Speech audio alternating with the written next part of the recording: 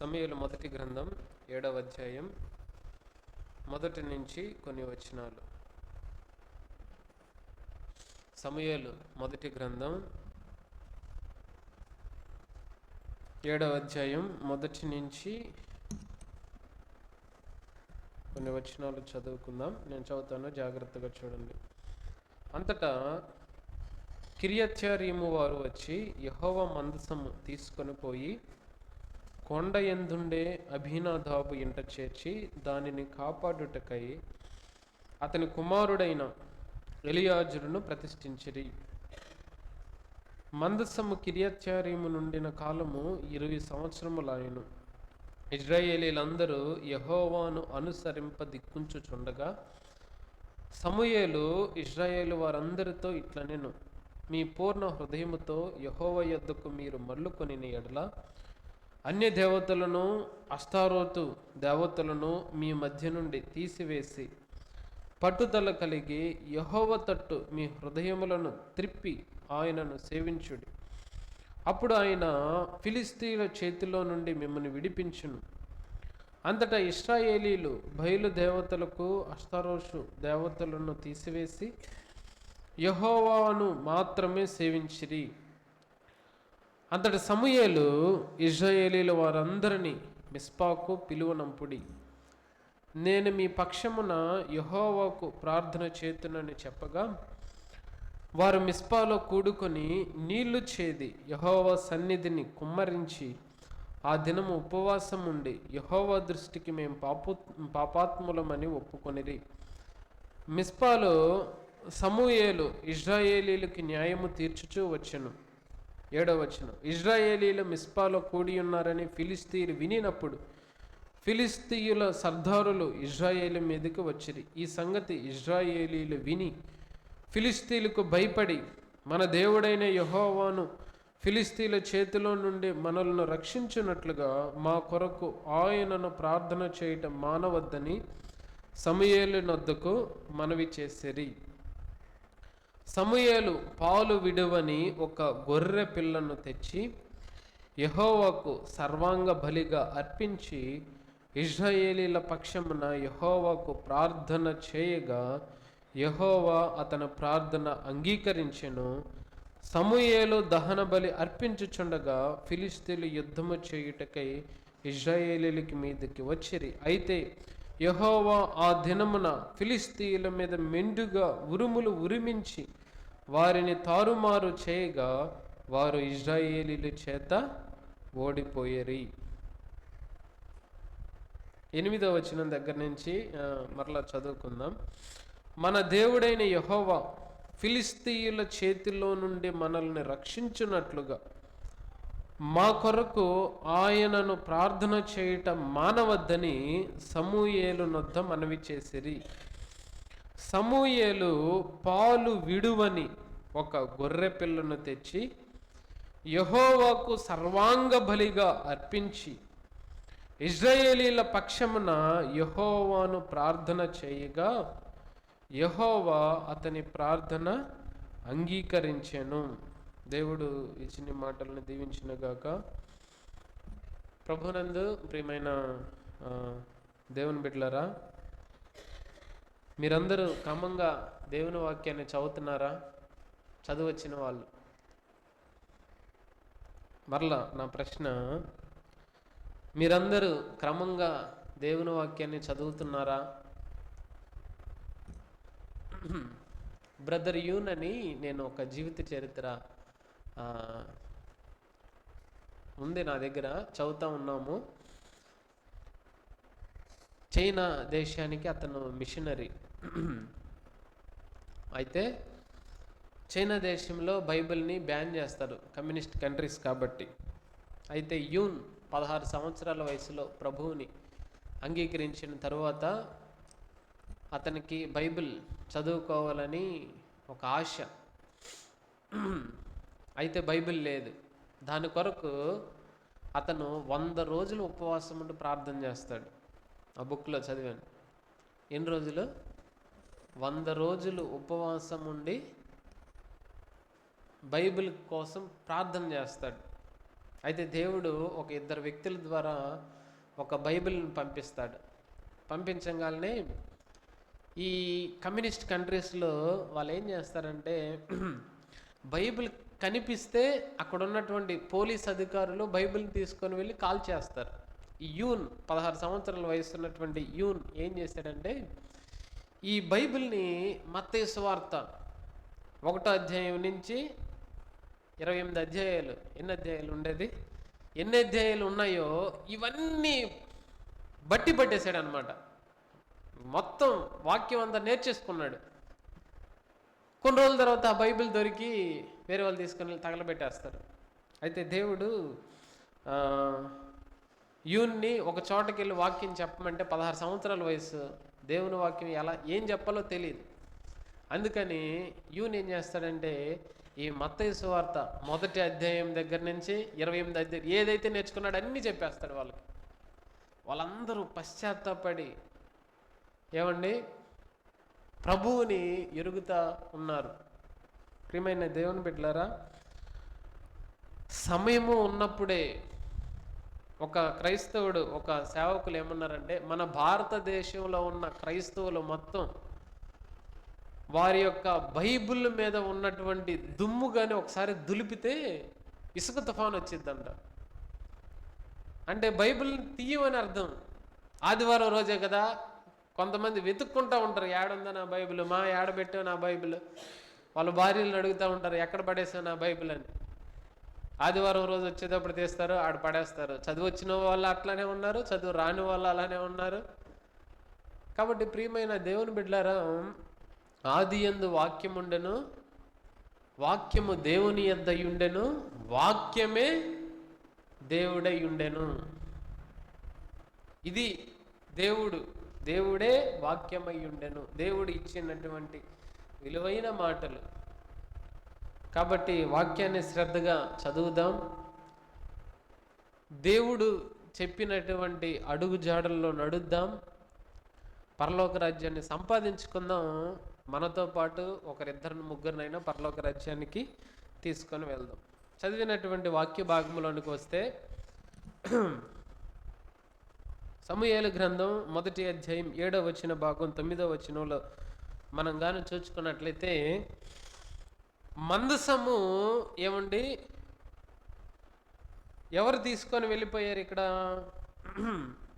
ఫిలిస్తీయులు తీసుకొని వెళ్ళిపోయి 20 సంవత్సరాలు ఏమండి ఈ మందసం ఎవరి దగ్గర ఉందంటే ఫిలిస్తీయుల దగ్గర ఉంది. ఉన్నప్పుడు ఈ ఇజ్రాయేలీలందరూ ఏం చేశారంటే మందసము వెళ్ళిపోయింది అని చెప్పి 20 సంవత్సరాలు దుఃఖిస్తూ వస్తూ ఉన్నారంట. ఉన్నప్పుడు జాగ్రత్తగా ఉన్నారా? మందసము వాళ్ళ దగ్గర, ఇజ్రాయేలీల దగ్గర ఆ మందసం ఉన్నప్పుడు వారు జాగ్రత్తగా ఉన్నారా? ఈ మందసం ఒకవేళ వెళ్ళిపోతుందేమోనని చెప్పి వారు అన్య దేవతలకు పూజింపకుండా, అన్య ఆచారాలు పాటించకుండా నమ్మకంగా ఇజ్రాయేలీలు మరి దేవుని వెంబడిస్తూ ఉన్నారా? లేరు. మనం కూడా చాలామంది అలానే ఉంటాం కదా. అన్ని సంతోషాలు, కుటుంబాల్లో ఎటువంటి ఇబ్బందులు ఇరుకులు లేనటువంటి టైంలో మనం ఎలా ఉంటామంటే యెహోవా అంటే ఎవరో తెలియదు అన్నట్లుగా ప్రవర్తిస్తూ ఉంటాం. ప్రార్థన మందిరము, ఆదివారపు ఆరాధన అంటే ఏంటో, అసలు ఎన్ని గంటలకు జరుగుతుందో తెలియదు అన్నట్లుగా ప్రవర్తిస్తూ ఉంటాం. కానీ ప్రియమైన, వన్స్ మందసము అనగా దేవుని సన్నిధి నీ కుటుంబంలో నుంచి వెళ్ళిపోయిన తరువాత నీకు వచ్చేటటువంటి నష్టము అది అనేకం. అందుకని వీళ్ళందరూ ఏం చేస్తున్నారంటే సమూయేలు దగ్గరకు వచ్చి అడిగినప్పుడు, సమూయేలు 3వ వచనంలో అతను పలుకుతున్నటువంటి మాట, సమూయేలు ఇజ్రాయేలీలందరితో ఇట్లా, నేను మీ పూర్ణ హృదయముతో యెహోవా యొద్దకు మీరు మల్లుకొని ఎడల అన్య దేవతలను, అష్టారోతు దేవతలను మీ మధ్య నుండి తీసివేసి పట్టుదల కలిగి యెహోవా తట్టు మీ హృదయములను త్రిప్పి ఆయనను సేవించుడి. యెహోవాను ఎలాగ వెంబడించాలంట? పూర్ణ హృదయముతో వెంబడించి ఏం చెప్పాడు? ఇంకొక మాట ఏంటంటే, ఏమండి, అన్య దేవతలను, అస్తారోతు దేవతలను మీ హృదయములో నుండి తీసివేయాలని చెప్పారు. విగ్రహం అంటే ఏంటంటే, దేవుడి కంటే నువ్వు దేన్ని ఎక్కువగా ప్రేమించినా అది విగ్రహమే నీ హృదయంలో. దేవుడికి ఇవ్వాల్సినటువంటి సమయాన్ని, ఏమండి, ఈ రోజుల్లో ప్రతి ఒక్కరిని, ప్రతి యవనస్తుడికి లేకపోతే ప్రతి యవనస్తురాలి యొక్క హృదయములో ఉన్నటువంటి పెద్ద విగ్రహం ఏంటంటే ఇది. పెద్ద విగ్రహం అన్నమాట ఫోను.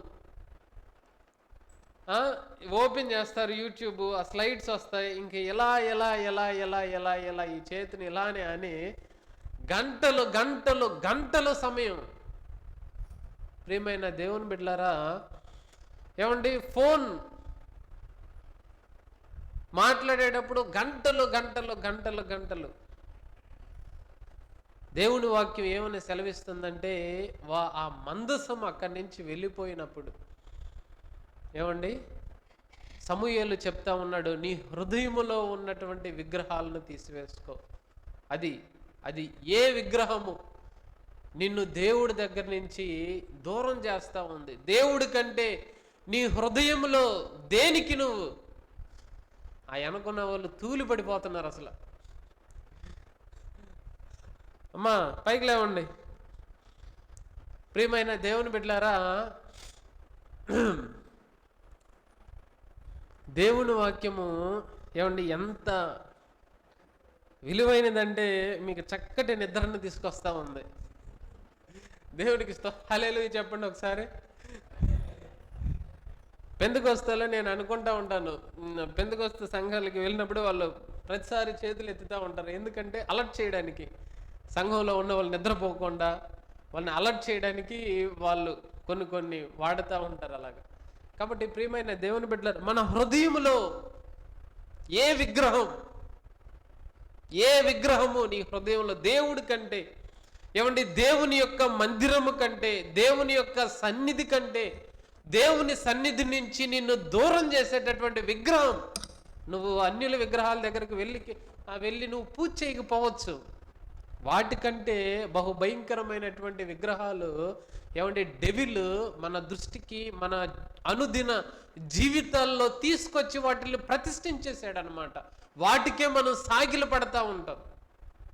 అందులో ప్రాముఖ్యమైనది ఈ దినాల్లో ఏంటంటే, ఏమండి, మొబైల్ ఫోన్.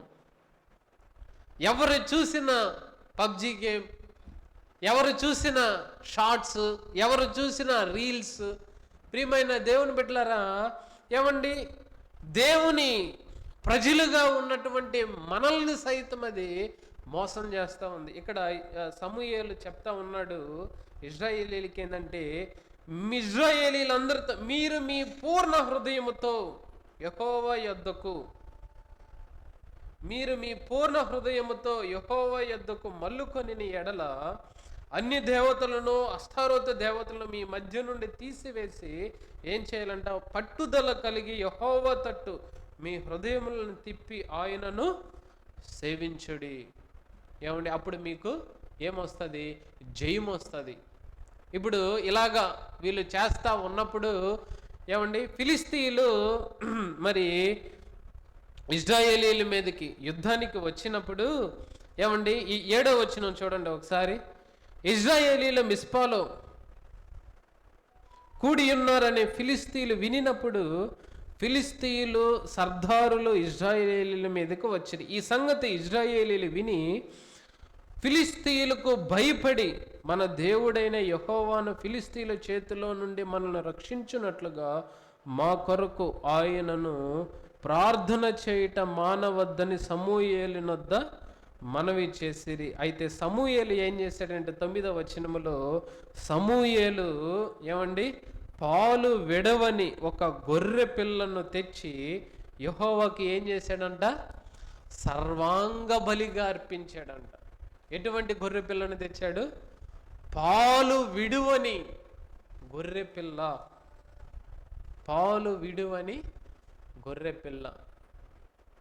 దేవుడు ఏమండి పాలను దేనితో సూచించాడంటే వాక్యంతో సూచించాడు అన్నమాట. పాలను దేనితో సూచించాడు? వాక్యముతో. వాక్యము వదలనటువంటి ఏమండి వాక్యాన్ని ప్రేమించేటటువంటి, వాక్యముతోనే, వాక్యమే ఆధారమైనటువంటి దేవుడు ఆయన. ఆ గొర్రెపిల్ల ఎవరంటే యేసుక్రీస్తు ప్రభువారు. ఆ గొర్రెపిల్లను తీసుకొచ్చి ఏం చేశాడంట? సర్వాంగ బలిగా, కొంచెం కాదు బలి. మనం ఏమండి దేవుడు మనల్ని ఏం చెప్పాడంటే, ఆయన మీ దేహములను మీరు ఆయనకి సర్వాంగ బలిగా అర్పించాలి. మనం కొన్నే ఇస్తాం దేవుడికి బలిగా. మన కళ్ళని దేవుడికి సర్వాంగ బలిగా అర్పించాలి. మన పెదవులను దేవుడికి ఏం చేయాలి? సర్వాంగ బలిగా అర్పించాలి. మన హృదయమును దేవుడికి ఏం చేయాలా? సర్వాంగ బలిగా అర్పించాలి. మన తలంపులను ఏం చేయాలి? దేవుడికి సర్వాంగ బలిగా అర్పించాలి. మన మాటలు, మన క్రియలు, మన తలంపులు, మన ఆలోచనలు సమస్తాన్ని, మన అరికాలు మొదలుకొని మన నడినెత్తి వరకు మనం ఏం చేయాలంటే సర్వాంగ బలిగా ఆయన కొరకు అర్పింపబడాలి. అప్పుడు మాత్రమే మనకేమొస్తుందంటే జయం వస్తుంది. చూడండి ఇక్కడ ఏమండి 9వ వచనంలో చెప్తున్నాడు, సమూయేలు పాలు విడువని ఒక గొర్రె పిల్లను తెచ్చి యెహోవాకు సర్వాంగ బలిగా అర్పించి, ఏమండి ఇశ్రాయేలీల పక్షమున యెహోవాకు ప్రార్థన చేయగా ఇశ్రాయేలీలకి జయం వచ్చింది. ప్రియమైన దేవుని బిడ్డలారా, ఈ యొక్క పాలు విడువని గొర్రెపిల్ల ఎవరంటే మన ప్రభు అయినటువంటి యేసుక్రీస్తు ప్రభువారు. యెషయా గ్రంథం 53వ అధ్యాయంలో రాయబడి ఉంటుంది, ఆయన లేత మొక్కవలెను. ఎలా పెరిగాడమ్మా? ఆయన లేత మొక్కవలెను, ఎండిన భూమిలో మొలిచిన మొక్కవలెను ఆయన ఎదుట పెరిగాడు. ఇక్కడ చాలామంది మనం ఇక్కడ కూర్చొని ఉన్నాం. యవనస్తులు ఉన్నారు, ఏమండి పెద్దలు ఉన్నారు, వాక్యం వచ్చిన వాళ్ళు ఉన్నారు, బైబిల్ చదువుకున్న వాళ్ళు ఉన్నారు, ఏమండి నాకంటే ఎంతో అనుభవం కలిగిన వాళ్ళు చాలామంది ఉన్నారు. కానీ ఎంతమంది దేవుని కొరకు మీరు సర్వాంగ బలిగా అర్పింపబడ్డారు? పాలు విడవని ఏమండి గొర్రె పిల్లగా యేసుక్రీస్తు ప్రభువారు సర్వాంగ బలిగా అర్పింపబడ్డాడు. ఎలాగో వాక్యం అనేటటువంటి పాలను మీరు స్వీకరిస్తూ, ఏమండి ప్రతిదినము యూను ఏ విధంగా అయితే అతను ఏమండి బైబిల్ కోసం 100 రోజులు ఉపవాసం ఉండి ప్రార్థన చేశాడంట. అతనికి బైబిల్ కనపడినటువంటి ఆ కొన్ని దినాల్లో మత్తయి సువార్త 1వ అధ్యాయం నుంచి ఆఖరి అధ్యాయం వరకు మొత్తం చదివేసుకున్నాడు, మొత్తం బట్టి పట్టేసుకున్నాడు. ఏమండి మనం ఎంత సమయాన్ని దేవుని వాక్యాన్ని ధ్యానించడానికి మనం ఇస్తా ఉన్నాం. ప్రియమైన దేవుని బిడ్డలారా, దేవుడైతే ఆయన మన కొరకు తన సొంత కుమారుణ్ణే మన కొరకు సర్వాంగ బలిగా అప్పగించేశాడు, అర్పించాడు. ఎఫెసీయులకు రాసిన పత్రిక 2వ అధ్యాయంలో రాయబడి ఉంటుంది, ఏమండి ఆయన ఏం చేశాడంటే తండ్రికి మనకి మధ్య ఒక గోడ ఉందంట. తండ్రికి మనకి మధ్యలో ఏముంది? ఒక గోడ ఉంది. మనం చేసినటువంటి అపరాధముల చేతను, పాపముల చేతను చచ్చిపోయి దేవునికి మనకి మధ్యలో ఒక గోడని నిర్మించుకున్నాం. ఆ గోడ ఏంటంటే అపరాధములు అనేటటువంటి గోడ, పాపములు అనేటటువంటి గోడ, ద్వేషములు అనేటటువంటి గోడ.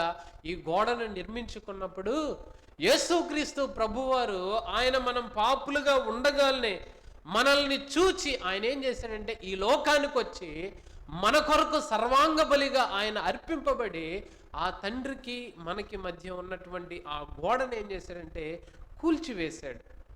కూల్చివేసి ఆ తండ్రి అయినటువంటి దేవుడు పాప పురుషుడు అయినటువంటి మనలోనికి వచ్చి మనలో ఉన్నటువంటి ఈ పాప పురుషుడు నిర్వీర్యం అయిపోయి నూతన పురుషుడు మనలో ఉద్భవించేటట్లుగా ఫుల్నెస్ ఆఫ్ గాడ్ అనగా దేవుని యొక్క సంపూర్ణత మనలో పూర్ణమైనట్లుగా ఏం చేశాడంటే యేసుక్రీస్తు ప్రభువారు ఆయన మన కొరకు సర్వాంగ బలిగా అర్పింపబడ్డాడు. ఎఫెసీయులకు రాసిన పత్రికలో ఉంటుంది, మీరు చదవండి 2వ అధ్యాయం. 3వ అధ్యాయం చదివితే మీకు అర్థమవుతుంది. కాబట్టి ప్రియమైన దేవుని బిడ్డలారా, ఏమండి, మన కొరకు సర్వాంగ బలిగా అర్పింపబడినటువంటి ఆ ప్రభువుకి మనం బలిగా అర్పింపబడుతున్నామా? సర్వాంగ బలిగా. ఇగో ప్రభువా, నా నాలుకను నీకు ఇస్తున్నాను సర్వాంగ బలిగా. ఎఫెసీయులకు రాసిన పత్రిక 4వ అధ్యాయము ఆఖరి మాటల్లో ఏమని ఉంటుందంటే, నీవు మాట్లాడేటటువంటి మాటలు, ఆ మాట చూద్దాం రండి. 29వ వచనం, 4వ అధ్యాయం 29వ వచనం.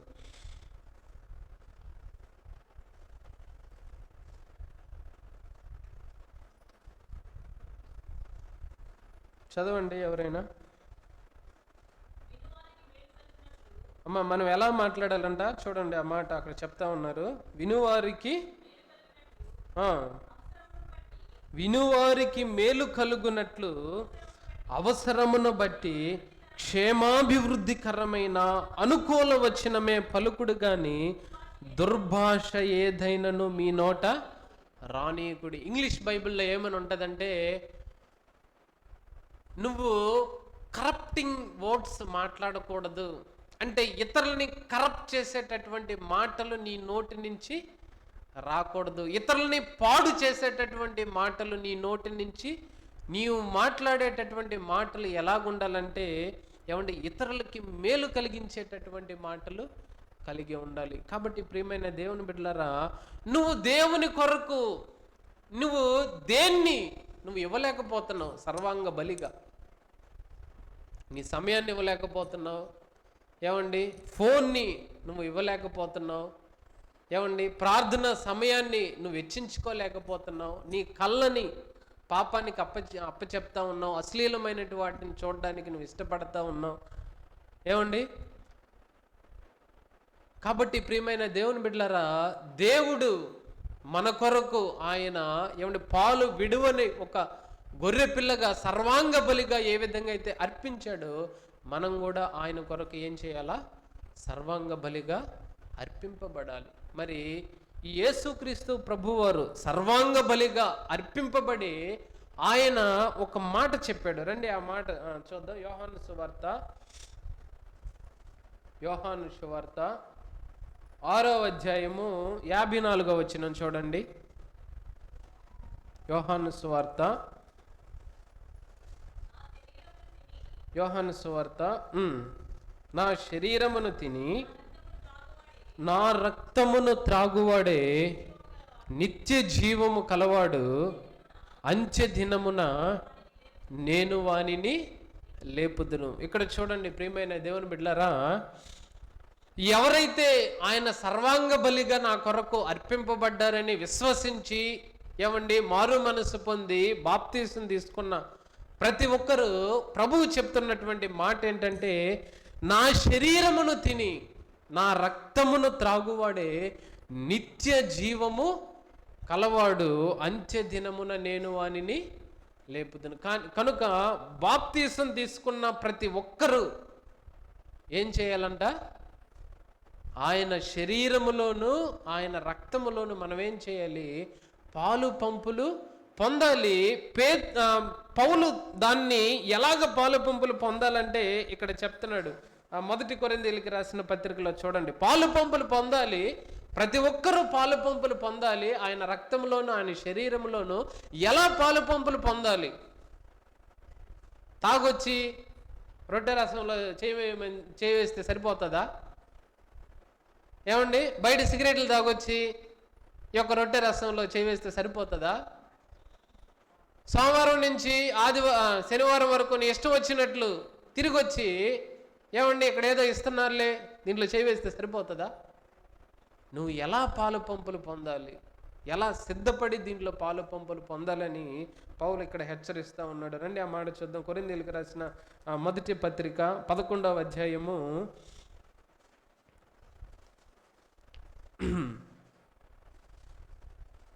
26వ వచన భాగం. మీరు ఈ రొట్టెను తిని ఈ పాత్రలోనిది త్రాగునప్పుడల్లా ప్రభువు వచ్చే వరకు ఆయన మరణమును ప్రచురించదు. కాబట్టి ఎవడు అయోగ్యముగా, జాగ్రత్తగా వినండి, కాబట్టి ఏం చెప్తున్నాడు ఇక్కడ? కాబట్టి ఎవడు అయోగ్యముగా, చాలమ్మా. కాబట్టి ఎవడు అయోగ్యముగా అంటే సిద్ధపాటు లేకుండా ప్రభు నా కొరకు చనిపోయాడు అని నిన్ను నీవుగా సర్వాంగ బలిగా ఆయన కొరకు నువ్వు అర్పించబడకుండా, ఏమండి, ఈ లోకము యొక్క ఆచారము చొప్పున నువ్వు నడుస్తూ, ఏమండి గమనము చొప్పున నువ్వు నడుస్తూ, ఏదో రొట్టె, కొంతమంది ఎలా ఉంటారంటే రొట్టె రసం అందిస్తూ ఉన్నప్పుడు, ఇక్కడ ఉన్నటువంటి పరిచారకులు అందిస్తూ ఉన్నప్పుడు, నేను బాప్తీసం తీసుకున్నాను, నేను రొట్టె తీసుకోకపోతే ఏమని అనుకుంటారేమో వీళ్ళు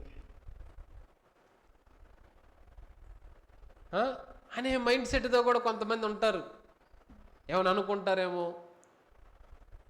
నీ అయోగ్యత నీ యోగ్యత అనేది అది నీకు తెలుసు, దేవుడికి మాత్రమే తెలుసు. కాబట్టి ప్రియమైన దేవుని బిడ్డలు, ఎవడైతే అయోగ్యముగా ఏదో వచ్చామా, తీసుకున్నామా, వెళ్ళామా, తిన్నామా అన్నట్లుగా అయోగ్యముగా వాడు రొట్టెను తినను, లేక ఆయన పాత్రలోనిది త్రాగును, వాడు ప్రభు యొక్క శరీరమును గూర్చియు రక్తమును గూర్చియు ఎలాగ మారతాడంట? అపరాధిగా మారిపోతాడు. కాబట్టి ప్రతి మనుష్యుడు ఎలా ఉండాలి? దీంట్లో పాలు పంపులు పొందేటప్పుడు ఎలా పాలు పంపులు పొందాలంట? తన్ను తాను పరీక్షించుకొనవలెను. ప్రభువా, ఈ పరిశుద్ధమైనటువంటి ఈ బల్లలో పాలు పంపులు పొందడానికి నేను తగిన వాడినేనా? ఈ యొక్క రొట్టెను, ఈ యొక్క ద్రాక్ష రసాన్ని నా నోటితో, నా పెదవులతో, నా నాలుకతో నేను స్వీకరించాలి. ఈ పెదవులు, ఈ నాలుక, ఈ నోరు గత వారం నుంచి ఈ వారం వరకు ఏమంటే క్షేమాభివృద్ధికరమైనటువంటి మాటలు ఈ నాలుక పలికిందా?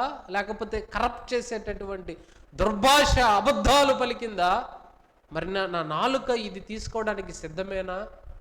యామ ఏబుల్ పర్సన్, నేను తగిన వాడినైనా దీంట్లో పాలు పంపులు పొందడానికి అని నువ్వేం చేయాలంటే పరీక్షించుకుంటూ ఏం చేయాలంట? పరీక్షించుకొనవలెను. అలాగూ చేసి ఆ రొట్టెను తిని ఆ పాత్రలోనిది త్రాగవలెను. ప్రభు శరీరమని వివేచింపక తిని త్రాగువాడు తనకు శిక్షావిధి కలుగుటకే తిని త్రాగుచున్నాడు. జాగ్రత్తగా గుర్తుపెట్టుకోండి ఈ మాటలు. ప్రభు శరీరమని, ఆయన రక్తమని వివేచింపక, అంటే ఆ జ్ఞానం, ఆ సెన్స్ కూడా లేకుండా, ఒకవేళ ఏదో ఇస్తున్నారులే తాగి తిని వెళ్ళాలి అని చెప్పేటటువంటి మైండ్ సెట్, అటువంటి ఆలోచన దృక్పథం మీరు కలిగి ఉంటే ఏమండి, తిని త్రాగువాడు ఏ విధంగా అయిపోతాడంటే తనకు శిక్షావిధి కలుగుటకే. అలా చేస్తే ఒకవేళ ఆ శిక్ష మీ మీదకే వస్తుంది. జాగ్రత్త. వివేచింపక కొంతమంది రొట్టె రసం కోసమే వచ్చి అదైపోగానే వెళ్ళిపోయే వాళ్ళు కూడా ఉన్నారు. అంటే అసలు ఏ విధంగా దాన్ని, ఆయన సన్నిధిని, ఏమండి దానిని, ఆయన సన్నిధిని ఎంత వాల్యూగా మీరు ఎంచుతున్నారు అనేది అక్కడే అర్థమైపోతూ ఉంటుంది. ప్రియమైన దేవుని బిడ్డలారా, ముందు నీ హృదయం ఇంపార్టెంట్. దేవుడికి కావలసింది నీ హృదయం, నీ యొక్క జీవితం ఆయనకు కావాలి. నువ్వు సర్వాంగ బలిగా అర్పింపబడాలి, అది ఆయనకు కావాల్సింది. నువ్వు అట్లా మారితే ఆటోమేటిక్గా అందులో నువ్వు ఈజీగా పాలు పంపులు పొందుతావు. అటెండెన్స్ కోసం, దానికోసం వచ్చి వెళ్ళినట్లయితే దేవుని వాక్యం హెచ్చరిస్తూ ఉంది. ఎలాగైపోతామంటే మనం ఏమండి రోగులుగా మారి. ఇందులో 30 వచనం చూడండి. ఇందువలననే మీలో అనేకులు బలహీనులను రోగులునై ఉన్నారు, చాలామంది నిద్రించుచున్నారు. బలహీనులు, ఆత్మ విషయంలో స్థిరత్వం లేనివారు. ఎఫెసీయులకు రాసిన పత్రికలో ఆయన చెప్తాడు, మీరు రెల్లు ఏ విధంగా అయితే అటు ఇటు ఊగిలాడుతూ ఉంటుందో మీరు అలాగా ఊగిలాడబడుచున్నారు. సముద్రంలో అలలు ఏ విధంగా అయితే కొట్టబడుతూ ఉంటాయో, వెనక్కి ముందుకు వెళ్తూ ఉన్నాయో, మీరు ఆత్మీయ జీవితంలో కూడా అలాగే ముందుకి వెనక్కి వెళ్ళిపోతూ ఉన్నారు. గాలి కొట్టినప్పుడు చెట్టు ఏ విధంగా అయితే ఊగిలాడుతూ ఉందో మీరు కూడా అలాగే ఊగిలాడిపోతూ ఉన్నారు. కాబట్టి మీరు ఎలాగైపోయారంటే మీరు బలహీనులైపోతున్నారు, మీరు రోగులుగా మిగిలిపోతున్నారు. కొంతమంది ఎలాగైపోయారంటే ఏమండి, చాలామంది నిద్రించుచున్నారు. ఆత్మీయంగా దే ఆర్ డెడ్ అనమాట, చచ్చిపోయారు ఆత్మీయంగా. ఏమండి, హెచ్చరికలను తీసుకుని దేవుని వాక్యాన్ని స్వీకరించి దానిని అంగీకరించి వాక్యానుసారంగా ఏమండి నిలిచేటటువంటి ఆ మనస్సు కూడా లేనటువంటి వారిగా వెళ్ళిపోతూ ఉన్నారు. కాబట్టి ప్రియమైన దేవుని బిడ్డలారా, యోహాను సువార్తలో ప్రభు ఏం చెప్పాడు?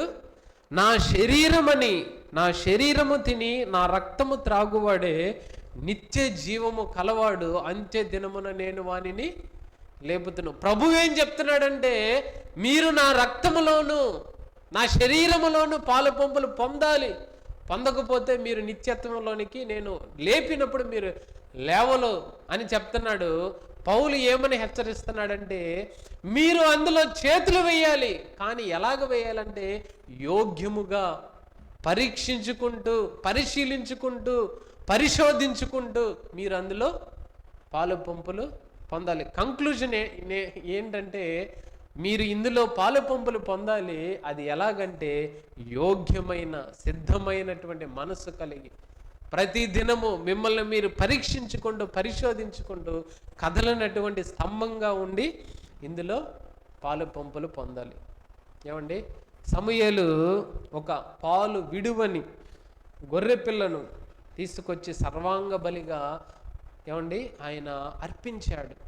యుద్ధంలో జయ వచ్చింది. ప్రభు అయినటువంటి యేసుక్రీస్తు ప్రభువు కూడా మన కొరకు ఏం చేశాడంటే, ఆయన కూడా ఏమండి సర్వాంగ బలిగా కింద నుంచి పై వరకు అతని ఆత్మ, అతని దేహము, అతని మనసు సమస్తాన్ని సర్వాంగ బలిగా మన కొరకు ప్రభు ఏం చేశాడంటే అర్పించాడు.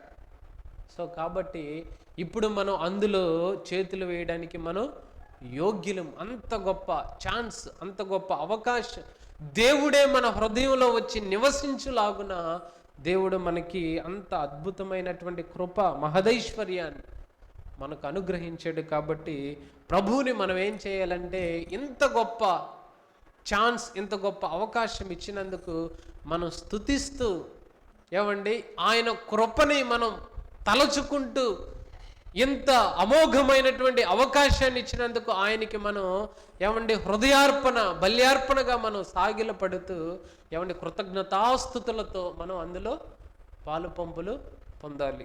కాబట్టి మనం ప్రభువుని స్తుతిస్తూ ఆయన్ని ఆరాధిస్తూ ఏమండి కృతజ్ఞతాపూర్వకంగా ఆ యొక్క బలలో మనం పాలు పంపులు పొందుదాం. పురుషులు బహిరంగంగా ప్రభువుని స్తుతిస్తూ ఆయన కృపలను తలంచాలని, స్త్రీలు మీ మనసులో ప్రభువుని ఆరాధిస్తూ, ఒకవేళ యోగ్యమైన మనసు లేకపోతే ఎవరినైనా క్షమాపణ అడగవలసింది ఉంటే, ఒప్పుకోవాల్సింది ఏమైనా ఉంటే మీ హృదయంలో ఒప్పుకుంటూ మరి అందులో పాలు పంపులు పొందాలని మీకు ప్రేమతో మనవి చేస్తా ఉన్నాం. నిజమైన దేవుడను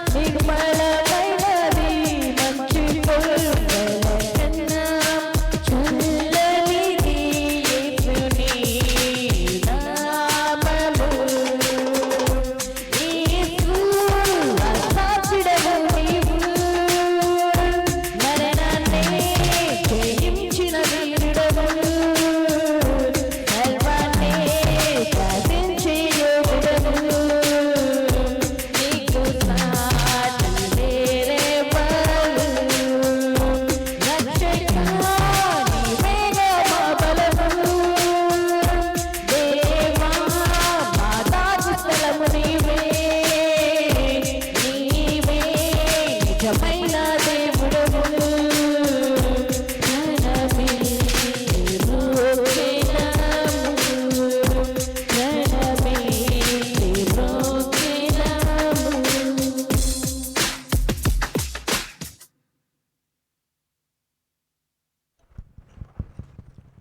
అందరూ లేచి నిలబడి ఈ యొక్క పాట పాడుతూ దేవుని నామాన్ని స్తుతిద్దాం. ప్రతి ఒక్కరు లేచి నిలబడదాం.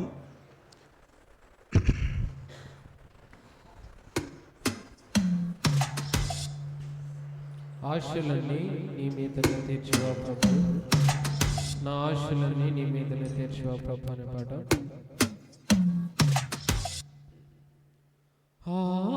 ఆశలన్నీ నీ మీదనే తీర్చవా ప్రభు, నా ఆశలన్నీ నీ మీదనే తీర్చవా ప్రభు, నిరీక్షణ కలిగి ఎదురు చూచుచుంటిని, నిరీక్షణ కలిగి ఎదురు చూచుచుంటిని, చెదరిన మనసు నలిగిన హృదయం, చెదరిన మనసు నలిగిన హృదయం, ఎండినాయముకనై నేనుంటిని, ఎండినాయముకనై నేనుంటిని, ఆశలన్నీ నా ఆశలన్నీ నీ మీదనే తీర్చవా ప్రభు, నా ఆశలన్నీ నా ఆశలన్నీ నీ మీదనే తీర్చవా ప్రభు.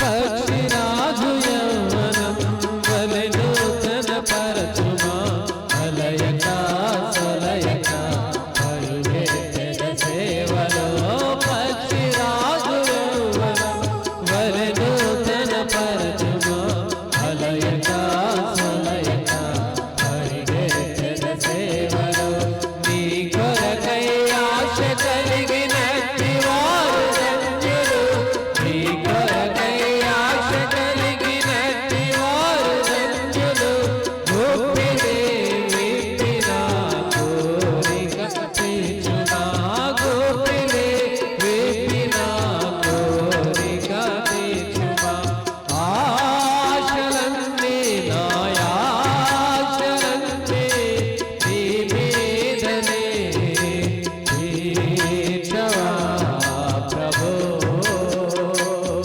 నా ఆశలన్నీ నీ మీదనే తీర్చవా ప్రభు.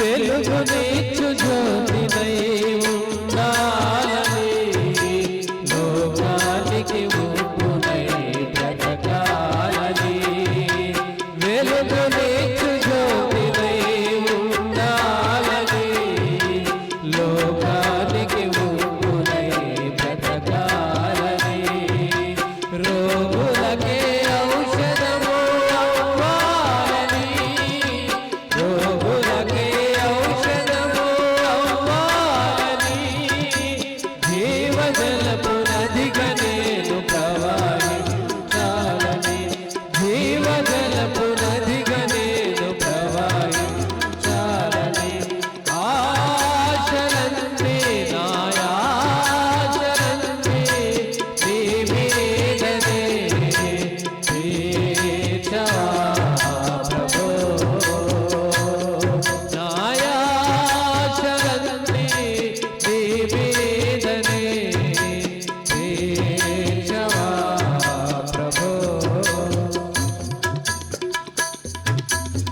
మండుచున్న సంఘాలను ప్రభు కొరకై కట్టెదా, కోట్లాది ఆత్మలను సిలువ చెంత చేర్చెదా, మండుచున్న సంఘాలను ప్రభు కొరకై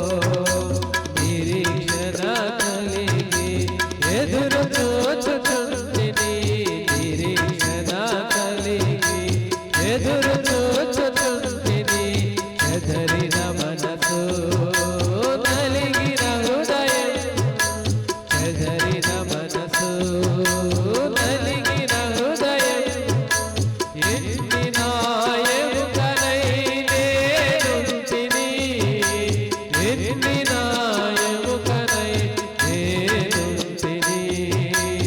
ఆశలన్నీ నాయాశలన్నీ నీ మీదనే తీర్చవా ప్రభు. అంత తల వంచండి, కళ్ళు మూసుకునండి.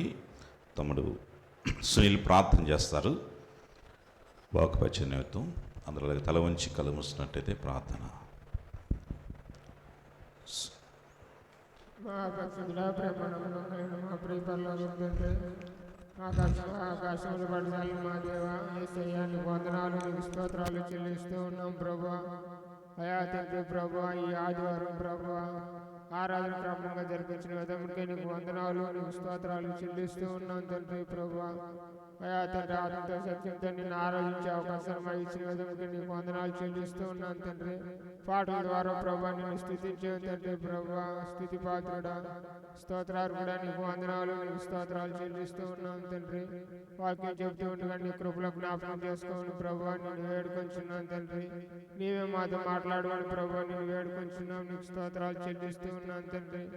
నీ బైబిల్ గ్రంథంలో ప్రభువా తండ్రి నువ్వు అయ్యా తెలియపరిచిన విషయాలు మర్మాలను ప్రభువా అయా తండ్రి అనేకమైన ప్రభువా అయా తండ్రి బోధించే బిడ్డలకు సహాయం చేయమని ప్రభువా నిన్ను వేడుకొంచున్నాం నీకు స్తోత్రాలు చెల్లిస్తూ ఉన్నాను తండ్రి. నీ వాక్యం కోసం మేము ఎదురు చూస్తూ ఉండగా మాకు సహాయం చేయమని యేసుక్రీస్తు అతి పరిశుద్ధ నామములో ప్రార్థన చేస్తున్నాం నా తండ్రి. ఆమేన్. అందరు కూర్చున్నాం దయచేసి.